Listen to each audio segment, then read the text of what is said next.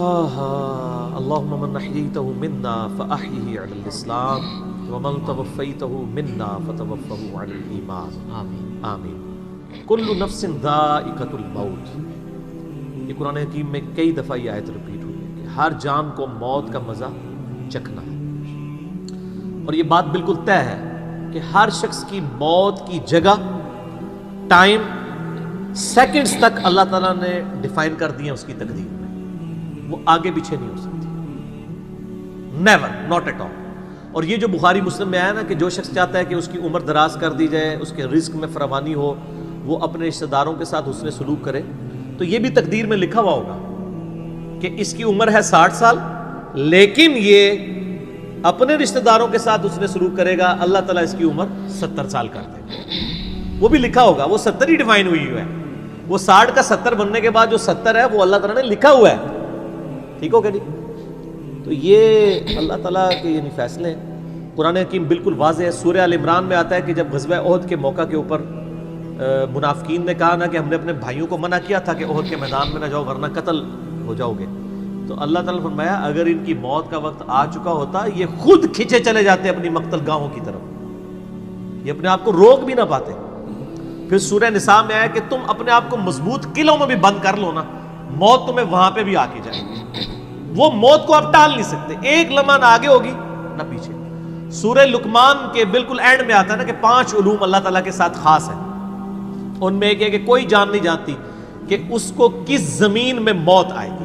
ہاں اللہ تعالیٰ وحی کے ذریعے بتا دے، جیسے مسلم شریف میں حدیث ہے نبی صلی اللہ علیہ وآلہ وسلم نے غزوہ بدر سے ایک دن پہلے زمین پہ لکیریں کھینچ دی تھی بدر کے میدان میں، یہاں کل ابو جہل کی لاش ہوگی، یہاں عتبہ کی ہوگی، یہاں امیہ ابن خلف کی ہوگی. سر اب آپ عمر سیریز دیکھیں نا، وہاں آپ کو لاشیں پڑی ہوئی نظر بھی آئیں. ٹھیک ہو گیا جی؟ تو یہ آپ صلی اللہ علیہ وآلہ وسلم نے پہلے ڈیفائن کر دی تھی ساری چیزیں. تو یہ اللہ تعالیٰ نے آپ کو وحی کے ذریعے بتایا تھا. اللہ تعالیٰ بتا سکتا ہے اپنے پیغمبر کو. تو واقعی موت کا وقت مقرر ہے، وہ ٹل نہیں سکتا. لیکن اس پہ یہ بھی سوال ہوتا ہے کہ اگر کوئی شخص کسی کو قتل کر دے تو پھر اس کا کیا قصور ہے؟ وہ اللہ تعالیٰ کا ایک قانون ہے، اس نے مرنا تو تھا، اس میں کوئی شک نہیں ہے، لیکن دنیا میں اللہ تعالیٰ نے رولز اور ریگولیشن کے ساتھ دنیا کو جوڑا ہوا ہے. سورۃ البقرہ میں آیا کہ قصاص میں انسانیت کی زندگی ہے. سورۃ المائدہ میں آیا جس نے ایک جان کو ناحق قتل کیا اس نے پوری انسانیت کو قتل کیا، اور جس نے ایک شخص کی جان بچائی پوری انسانیت کی جان بچائی. لہٰذا یہ جو کوئی کسی کو قتل کرے گا تو قرآن میں ہے قصاص کے اندر انسانیت کی زندگی ہے. انسانیت 2 چیزوں پہ چل رہی ہے، احترام جان اور احترام مال. اگر یہ 2 چیزیں نکل جائیں تو معاشرہ نہیں چل سکتا. گوروں کا معاشرہ ہم سے بہتر کیوں ہے؟ بغیر ریلیجن کے بھی احترام جان احترام مال ہے، جسٹس ہے، انصاف ہے، عدالتیں آزاد ہے، جہاں پہ احترام جان بھی احترام مال بھی ہے. سالوں تک وہ ثبوت ڈھونڈتے رہتے ہیں، اس کے بعد بندے کو پکڑتے ہیں. یا بندے پکڑ کے غائب ہو کے مرا جاتے ہیں، ان کے رشتہ دار عدالتوں کے چکر کاٹتے رہتے ہیں کہ جی ہمارا بچہ اٹھایا گیا. نہ عدالتوں کو پتا ہوتا ہے نہ اور کسی کو پتا ہوتا ہے. یہ چیزیں تو پھر ظاہر ہے کہ ایک ریونج کریٹ کریں گی نا. ہم اس لیے کہتے ہیں عدالتوں کو آزاد ہونا چاہیے، عدالت سے اوپر کوئی نہیں ہونا چاہیے. عدالتیں آزاد ہوں گی باقی سارا سسٹم بہتر ہو جائے گا. ٹھیک ہو گیا؟ تو یہ یعنی اللہ تعالیٰ نے وقت مقرر کر دی ہے، وہ آگے پیچھے نہیں ہوگا. اور آپ دیکھتے ہیں کتنے لوگ موت کے منہ سے واپس آ جاتے ہیں. حضرت خالد بن ولید رضی اللہ تعالیٰ 100 سے زیادہ مار کے لڑے انہوں نے، اور جب موت کا وقت قریب آیا وہ کہتے ہیں میرے جسم کا کوئی ایک حصہ بھی ایسا نہیں جہاں پہ کسی نیزے یا تلوار کا نشان موجود نہ ہو. یہ عمر سیریز میں انہوں نے ان کی موت کا وقت فلمایا ہے. ابو دردہ ان کے پاس بیٹھے ہوئے ہیں اور وہ کہتے ہیں دیکھ لو اگر موت میدان جنگ میں آنی ہوتی نا ابو دردہ تو میرے جسم کا ایک حصہ بھی ایسا نہیں جہاں پہ کوئی زخم نہ ہو، اور میں ایک بوڑھے اونٹ کی طرح بستر مرگ پہ مر رہا ہوں. میدان جنگ میں نہیں شہادت ملی. شہادت اتنی آسانی سے نہیں مل جاتی انسان کو، وہ اللہ تعالیٰ جس کے لیے ڈیفائن کرے گا. باقی یہ کہ اللہ تعالیٰ نے ان کو ایک فضیلت دی کہ وہ اللہ کی تلوار تھی. ظاہر تلوار تو ٹوٹ نہیں سکتی تھی. تو جو لوگ اللہ کے لیے زندگی گزارے وہ عام حالت میں بھی مرے، اللہ تعالیٰ ان کو شہادت کا رتبہ عطا فرما دیتا ہے. میدان جنگ میں جانے سے موت نہیں آتی. کتنے لوگ موت کے منہ سے واپس آتے ہیں، اور سر ایئر کریش میں لوگ بچ گئے ہوئے ہیں، اور تو اور چھوڑ دیں جہاں پہ کوئی انسان امیجن نہیں کر سکتا. کئی بم پھٹتے ہیں، بندے مر جاتے ہیں، کسی عورت نے بچہ اٹھایا ہوا ہے، بچہ سیدھا سلامت مل جاتا ہے وہاں سے. یہ اللہ کے فیصلے ہیں کس کے لیے کیا زندگی رکھی ہے. وہ اسی لیے کہا جاتا ہے نا کہ مارنے والے سے جو بچانے والا جو ہے نا وہ بڑا ہے. یعنی وہ ویسے تو مارنے والا بھی اللہ ہی ہوتا ہے، لیکن وہ اس حوالے سے کہا جاتا ہے کہ دنیا میں اگر کوئی سمجھتا ہے نا کسی شخص کو مار سکتا ہے تو، اور اگر اللہ نے اس کی موت نہیں لکھی ہوئی تو نہیں ہے. موت انسان کی زندگی کی حفاظت کرتی ہے. سر میری سب سے بڑی محافظ میری موت ہے. اگر میری موت لکھی ہوئی ہے نا 2050 کے اندر، پوری دنیا مل کے بھی مجھے 2049 میں بھی نہیں مار سکتی.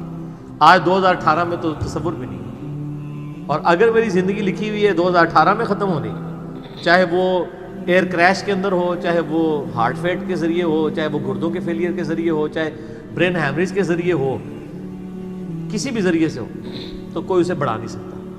دیکھ لینا آپ پچھلے دنوں کتنا بڑا ایک واقعہ ہوا ہے.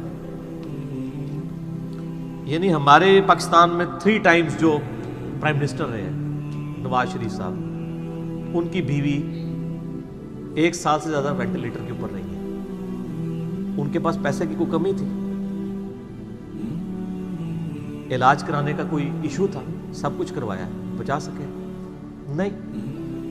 غریب آدمی تو کہتا ہے پیسے ہوتے تھے شاید بچ ہی جاتا. سر جن کے پاس پیسے ہیں وہ بچا کے بتاتے ہیں. موت کا وقت لکھا ہوا ہے سر، کوئی نہیں ٹال سکتا.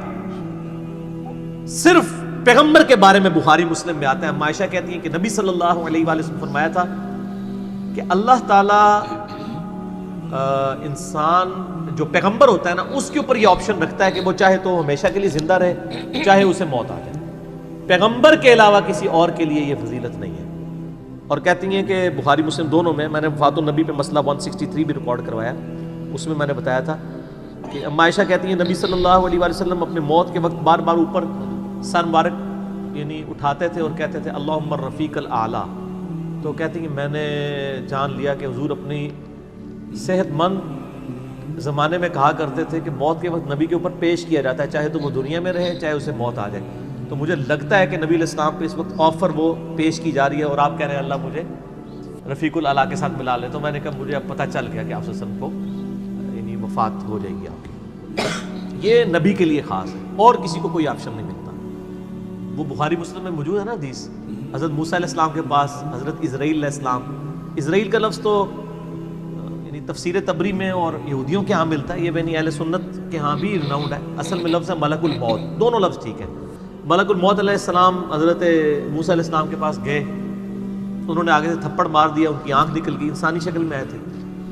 تو وہ اللہ تعالیٰ کے پاس شکایت لے کے گئے کہ تو مجھے اس شخص کے پاس بھیج رہا ہے کہ جو مرنا نہیں چاہتا.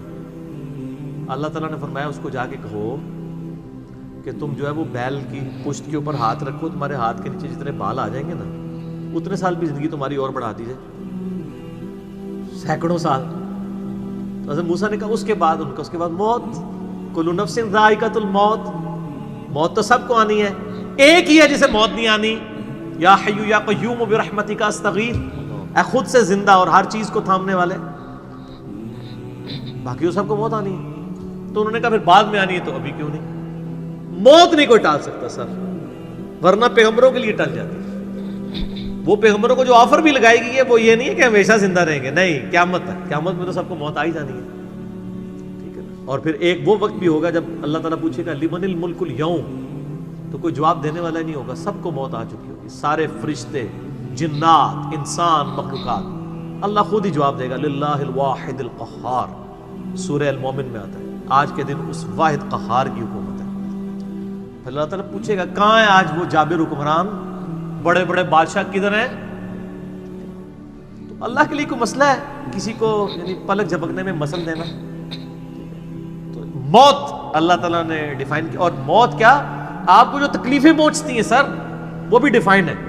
قرآن میں وَلَنَبْلُوَنَّكُمْ بِشَيْءٍ مِّنَ الْخَوْفِ وَالْجُوعِ وَالنَّقْصِ مِّنَ الْأَمْوَالِ وَالْأَنفُسِ وَالثَّمَرَاتِ، ہم ضرور تمہیں آزمائیں گے تھوڑے سے خوف سے، بھوک سے، جان اور مال میں نقصان سے. پھر چیک کریں گے کون ہے صبر کرنے والا.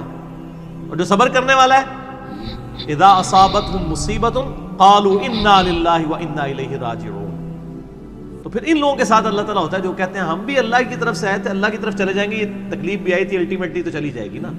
ان اللہ مع الصابرین، اللہ تعالیٰ صبر کرنے والوں کے ساتھ ہے. اس حوالے سے ایک آیت قرآن حکیم کی بڑی کریٹیکل ہے، مجھے ضمناً یاد آ گئی، سورہ الحدید کے اندر ہے. بہت کرٹیکل آیت ہے، اور یہ ٹاپک قرآن حکیم میں صرف سورہ الحدید کے اندر ہی ایڈریس ہوا ہے، اور جس طریقے سے یہ شد و مت کے ساتھ بیان ہوا ہے نا، آیت نمبر 22-23، اعوذ باللہ من الشیطان الرجیم، ما اصاب من مصیبت فی الارض، کوئی مصیبت بھی زمین میں نہیں آتی، ولا فی انفسکم، اور نہ تمہاری جانوں میں، یعنی زمین پہ جتنے زلزلے آتے ہیں، طوفان آتے ہیں، سونامی آتے ہیں، قحط پڑتا ہے، یہ جتنے بھی عذاب آتے ہیں یا تکلیف آتی ہیں، اور نہ تمہاری جان میں، یعنی کسی کو کینسر ہوتا ہے، کسی کے گردے فیل ہوتے ہیں، کسی کی آنکھ ضائع جاتی ہے، کسی کے اوپر فالج کا اٹیک ہو جاتا ہے، کسی کو ہارٹ اٹیک ہوتا ہے، اللہ تعالیٰ فرماتا ہے یہ ساری تکلیف چاہے زمین پہ ہیں یا تمہاری جانوں پہ ہیں، الا فی کتاب من قبل ان نبرأها، وہ تو پہلے ہی ہم نے لوح محفوظ پہ لکھی ہوئی ہے، اس سے پہلے کہ ہم ان کو بھیجے، ڈیفائن ہے، ہونا ہے کہ فلاں تاریخ کو اتنے بجے اس کے ساتھ یہ ہوگا، یہ ڈیفائن ہے۔ ان ذالک علی اللہ یسیر، بے شک یہ اللہ کے لیے بہت آسان ہے، ٹینشن نہیں لینی کہ یار یہ کیسے ہو سکتا ہے کہ پہلے ہی پتا ہو، اربوں انسانوں کے ساتھ اربوں واقعات، اور صرف انسان نہیں باقی مخلوقات کے ساتھ، اللہ فرماتا ہے میرے لیے تو آسان ہے، لیکن اس کی ریزن بتائیے کیوں ہے، لِكَيْ لَا تَأْسَوْا عَلَى مَا فَاتَكُمْ، یہ ہم نے اس لیے کیا تاکہ جو تم سے بات، جو نعمت تم سے چھن جائے تم اس کے اوپر افسوس نہ کرو، وَلَا تَفْرَحُوا بِمَا آتَاكُمْ، اور نہ تم شیخی بگاڑو جو تمہیں نعمت ملے اس کے اوپر، اچھائی ملے تو یہ نہ کہو بڑا میرا کمال ہے، وہ تقدیر میں تھی، ملنی تھی، اور اگر کوئی چیز چھن جائے تو افسوس نہ کرو، واللہ لا يحب كل مختال فخور، اللہ تعالیٰ کو شیخی بگاڑنے والے پسند نہیں ہے۔ یہ آیت نمبر 22-23 بتا رہی ہے سورۃ الحدید کی کہ زمین و آسمان پہ جتنی بھی تکلیف انسانوں پر، جنات پر، جانوروں پر آتی ہیں وہ ڈیفائنڈ ہے، اور انہی تکلیف میں سے ایک بڑی تکلیف موت ہے، وہ بھی ڈیفائنڈ ہے، وہ کوئی ٹال نہیں سکتا، کوئی کسی کی موت کو ٹال نہیں سکتا، اور نہ کوئی کسی شخص کو موت دے سکتا ہے۔ آپ دیکھیں لوگوں نے کتنی ایفرٹس کی ہیں، خود ہمارے نبی صلی اللہ علیہ وآلہ وسلم پہ کس قسم کی ایفرٹس کی گئی ہیں، اللہ تعالیٰ نے آپ کو کس طریقے سے مکے سے نکال کے مدینے تک پہنچا دیا، اور وہ بخاری مسلم میں بڑی مشہور حدیث ہے، آپ جو درخت کے نیچے آرام کر رہے تھے، تلوار سائیڈ پہ لٹکائی ہوئی تھی، ایک عرابی آیا دشمن، اس نے موقع غنیمت جانا کہ آپ سوئے ہوئے ہیں، اس نے تلوار اٹھائی اور نبی صلی اللہ علیہ وسلم کے یہاں پہ رکھ دی اور کہا محمد آج تجھے میرے ہاتھوں سے کون بچائے گا؟ تو نبی صلی اللہ علیہ وسلم نے کوئی کانفیڈنس لوز نہیں کیا، ان کو پتا تھا والذی ارسل رسولہ بالہدی ودین الحق لیظہرہ علی الدین کلہ، اللہ نے اپنے نبی کے پیچھے اللہ ہے، ان کا اللہ بچائے گا، اللہ جب سنا اس کے ہاتھ کانپنے شروع ہو گئے، اس کے ہاتھ سے تلوار ہی گر گئی، نبی علیہ السلام نے وہ تلوار اٹھائی اور کہا اب تجھے میرے ہاتھوں سے کون بچائے گا؟ یہ بخاری مسلم دونوں میں یہ واقعہ ہے۔ اس نے کہا سنو آپ تو معاف فرمانے والے ہیں، درگزر فرمانے والے ہیں، تو یعنی آپ کے اس نے اخلاق سے پھر متاثر ہوا، مسلمان ہو گیا۔ مسئلہ یہ ہے کہ یہ کانفیڈنس آپ کو ہونا چاہیے۔ بخاری مسلم میں حدیث ہے کہ غزوہ حنین کے موقع پر کچھ صحابہ کی زبان سے نکل گیا کہ بدر میں تو 313 تھے، غالب آ گئے تھے، آج تو ہم 12,000 ہیں، کافر تو بڑے تھوڑے ہیں، اور یہ ذکر سورۃ الانفال میں آیا غزوہ حنین کا، یہ فتح مکہ کے بعد بھی ہوئی تھی یہ جنگ، مشرکین عرب سے آخری جنگ قبیلہ حوازن کے خلاف۔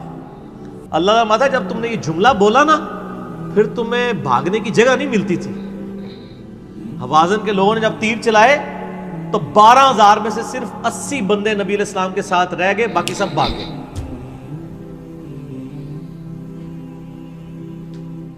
اور صحابہ کہتے ہیں، بخاری مسلم کے الفاظ ہیں، میں نے حضور کی معجزات والا جو لیکچر دیا ہے مسئلہ 131A-B-C-D، اس میں بتایا کہ نبی علیہ السلام اکیلے آگے جا رہے ہیں، انا النبی لا کذب انا ابن عبد المطلب، میں نبی ہوں اس میں کوئی شک نہیں ہے، اور میں عبد المطلب کا بیٹا ہوں۔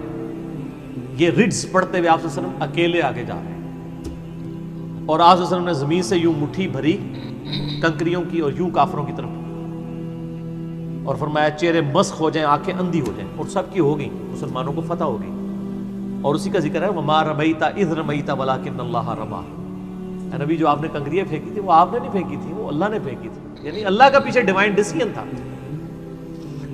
تو کافروں کے خلاف فتح ہو گئی مسلم، یعنی نبی علیہ السلام کا کانفیڈنس لیول یہ تھا کہ اکیلے جا رہے ہیں، یہ نہیں دیکھ رہے کہ ہزاروں لوگ میرا ساتھ چھوڑ گئے، اکیلے فرنٹ سے لیڈ کر رہے ہیں. تو جن لوگوں کو یعنی اللہ پر یقین ہوتا ہے نا ان کی یہی حالت ہوتی ہے، اور یہی صحابہ کرام کا یعنی یقین کامل تھا.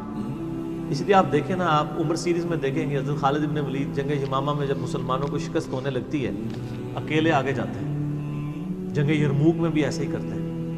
تو جن کو اعتماد ہوتا ہے نا وہ پھر فرنٹ سے لیڈ کرتے ہیں کہ موت ٹال نہیں سکتی. موت کیا، تکلیف بھی جو آپ کو پہنچنی ہے، اور سر اسی کے ساتھ آپ زندگی گزار سکتے ہیں. اس کے بغیر آپ زندگی نہیں گزار سکتے، کڑ کڑ کے مر جائیں گے. آپ کس چیز کو کیٹر فور کر سکتے ہیں؟ ہم یقین کریں صبح اسکول بچوں کو بھیجتے ہیں تو دعائیں پڑھتے رہتے ہیں. کیا ہو سکتا ہے؟ ایکسیڈنٹ ہو سکتا ہے، وہاں پہ بچہ جھولے سے گر سکتا ہے، کسی کی ہڈی ٹوٹ سکتی ہے، کان پٹی پہ لگ جائے ڈیتھ ہو سکتی ہے. یار اتنی چیزوں کو کون کاؤنٹر فار کر سکتا ہے؟ اللہ. تو اللہ پہ توکل کریں، اور جب تکلیف آ جائے انا للہ و انا الیہ راجعون. صحیح مسلم میں حدیث ہے، نبی صلی اللہ علیہ وآلہ وسلم نے فرمایا جو شخص تکلیف کے وقت فوراً پڑھ لے انا للہ و انا الیہ راجعون اللہم اجرنی فی مصیبتی واخلف لی خیرا منہا، اللہ تعالیٰ اس کو اس کا بہتر نعم البدل عطا فرما دے گا. میرے یوٹیوب پہ کلپ بھی ہے اس دعا کے اوپر، مصیبت اور پریشانی کے حوالے سے یعنی بہتری کے لیے دعا، یہ کر کے لکھیں تو آپ کو کھل جائے گا.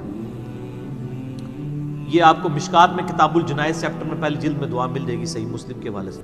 ام سلمہ کہتی ہیں کہ جب میرا خامن فوت ہوا تو میں نے یہ فوراً دعا پڑھ لی، انا للہ و انا الیہ راجعون، ہم بھی اللہ کی طرف سے ہیں، اس کی طرف لوٹ کے جانے والے ہیں. اللہم اجرنی فی مصیبتی، اے اللہ مجھے اس مصیبت میں بہتر اجر عطا فرما، واخلف لی خیرا منہا، اور مجھے اس سے بہتر بدلہ عطا فرما دے. کہتی میں دل میں سوچ رہی تھی کہ اس سے بہتر مجھے خامد کیسے مل سکتا ہے؟ ابو سلمہ سے بہتر تو انسان حضور کے صحابہ میں بھی کوئی نہیں ہے. عدت گزاری تو نبی علیہ السلام نے رشتے کا پیغام بھیج دیا، ام المومنین بن گئی. اور ہماری یہ وہ ماں ہے جو سب سے آخر میں فوت ہوئی ہیں، واقعہ کربلا کے بھی بعد فوت ہوئی ہیں. ام سلمہ، واقعہ کربلا ان کی زندگی میں ہوا ہے، ام سلمہ رضی اللہ تعالی عنہا. تو یہ دعا یاد کریں، انا للہ و انا الیہ راجعون.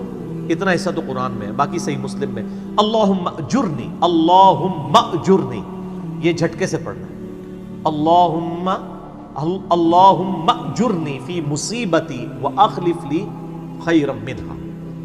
تو باقی ہم تو دعائیں کر سکتے ہیں، باقی صبح شام کے اذکار ہیں، اللہ کی طرف رجوع لائیں، وہ اتنی چیزوں کی حفاظت کرنے والا ہے. باقی سب سے بڑی تو حفاظت یہ ہے جو سورہ غافر میں، سورہ المومن میں آیا کہ اصل میں کامیاب وہ ہوا جو دوزخ کی آگ سے بچا لیا گیا. سر دنیا میں آپ کو کوئی کتنا عذاب دے لے گا، الٹیمیٹلی تو موت آ کے آپ کو آزاد کر دے گی. جب فرعون کے دربار میں وہ جو جادوگروں نے کلمہ پڑھ لیا تھا تو اس نے کہا تم نے میری اجازت کے بغیر پڑھ لیا، میں تمہیں تمہارے مخالف سمت کے ہاتھ پاؤں کٹوا کے تمہیں سولی پہ چڑھا دوں گا. تو انہوں نے کیا کہا تھا؟ انہوں نے کہا تو جو کچھ دے گا دنیا کی زندگی میں عذاب دے سکتا ہے نا، کوئی شخص کسی کے مرنے کے بعد تو اسے عذاب نہیں دے سکتا نا.